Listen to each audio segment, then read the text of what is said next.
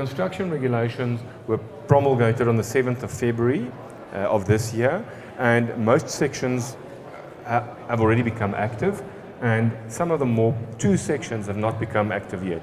The one section relates to the construction work permit, that is Regulation 3, and also the approval of the statutory body by the Chief Inspector.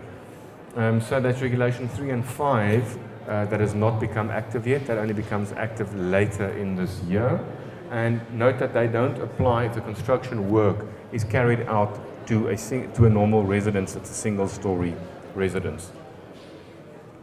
I think the significant changes comes to the definition of a construction work. We will see that construction work is defined quite widely, and it can have a vast implication on areas where one previously didn't think it would apply.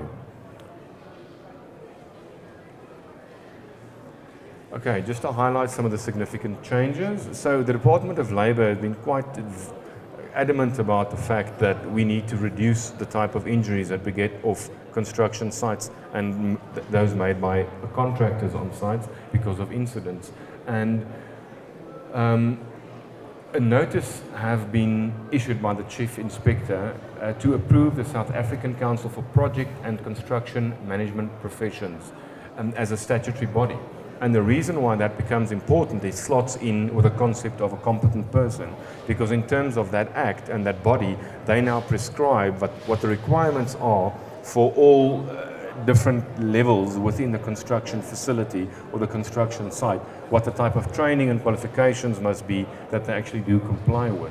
So we can see that the competent person links back to certain requirements that they need to be compliant with. And that links back to that regulation and body. So these are the type of professional people that now need to be part of the entire construction management process. First of all, there's a construction health and safety agent, there's a construction health and safety manager, and a construction health and safety officer.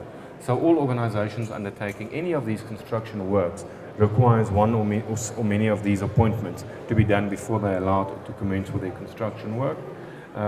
And you can find all the detail of this on the website sacpcmp.org.za.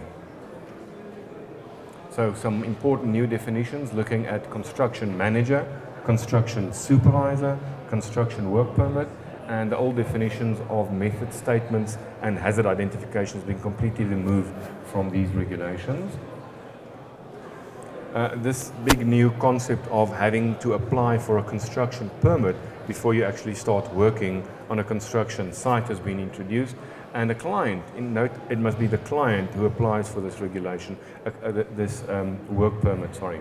So a client who intends to have construction work carried out must 30 days before that work commences apply in writing to the provincial director to get that permit.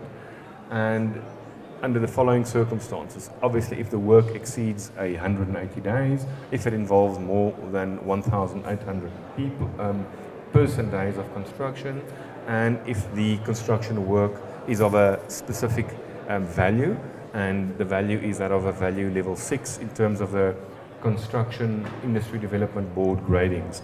So that gives you clear guidelines when you actually require to apply for one of these construction permits, construction work permits. Note that it's not active yet.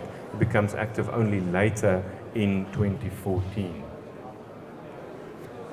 Right, interesting, you will get a specific site number for the construction project. This site number must be displayed on a notice board at the entrance of the construction facility, and the client must ensure the principal contractor actually keeps a copy of the construction work permit in their occupational health and safety files, or their SHEC files, which is it's also popularly known. So this is an additional requirement that all construction companies and all construction contractors need to start complying with soon. And you can't commence with your construction work or the construction project if you don't have this construction work permit in place. So any contractor who intends to carry out construction work other than work requiring a construction work permit, in other words meaning work that is of less of a threshold than those that I just mentioned, must 7 days prior to the work being carried out notify the provincial director of the work. And what must be in the notification? or when it's not for all work, it's work that includes excavation work, working at height, if there's a risk of falling, demolition of a structure, and if there's any explosives going to be used in the construction process. So the constructor intending to carry out this work, if he only is going to be constructing a normal house, a single-story dwelling house, must 7 days before that work also notify the provincial director. So that's for the normal construction of residential houses as well. Right, thank you very much for attending the session here late in the afternoon. Thanks for that. Have a great afternoon.